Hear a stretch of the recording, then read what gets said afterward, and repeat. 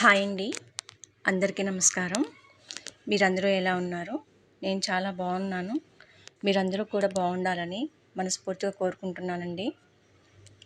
ఒక గతం గురించి ఒక చిన్న విషయాన్ని మనం మాట్లాడుకుందామా? గతం మంచిదా లేక చెడ్డదా అంటే నేనైతే మంచిదనే చెప్తానండి.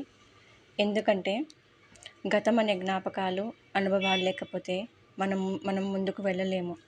అందరూ అంటుంటారు, గతం మిగిల్చిన చేదు జ్ఞాపకాల నుండి బయటపడలేకపోతున్నామంటారు. కానీ మనిషి తన మనసు తలుచుకుంటే దేని నుండైనా బయటపడవచ్చు. మనతో ఉండేవాళ్ళు గతం తాలూకా బరువులు మోసుకుంటూ బ్రతకడం లేదు. అలాగే మనతో ప్రేమగా ఉండేవాళ్ళు మనల్ని విడిచి వెళ్ళిపోతే వాళ్ళతో పాటు మనం పోలేక వాళ్ళని తలుచుకుంటూ జీవితం కొనసాగిస్తున్నాము. జీవితం ప్రతి దశలో ఏదో ఒకటి నేర్పిస్తుంది. నిన్న ఉన్నట్లు ఈరోజు ఉండకపోవచ్చు. కనుక గతం తాలూకా బాధను తలుచుకుంటూ మనం అక్కడే ఆగిపోకూడదు. గతం మనం ఏదో నేర్చుకొని పైకి ఎదగడానికి ఉపయోగపడుతుందని మనం తెలుసుకోవాలి. జీవితం దేవుడిచ్చిన వరం కదా.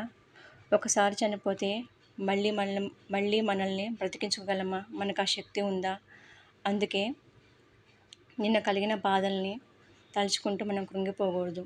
నేడు కనిపిస్తున్న వాస్తవాన్ని గమనిస్తూ రేపటి ఆనందం కోసం మనం దారులు వెతుక్కోవాలి.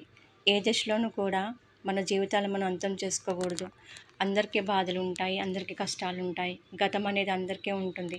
ఆ గతంలోనే మనం ఉండిపోకుండా రేపటి భవిష్యత్తు కోసం మనం దారులు వెతుక్కుంటూ మన మార్గాల్ని మనం సుగమం చేసుకోవాలి.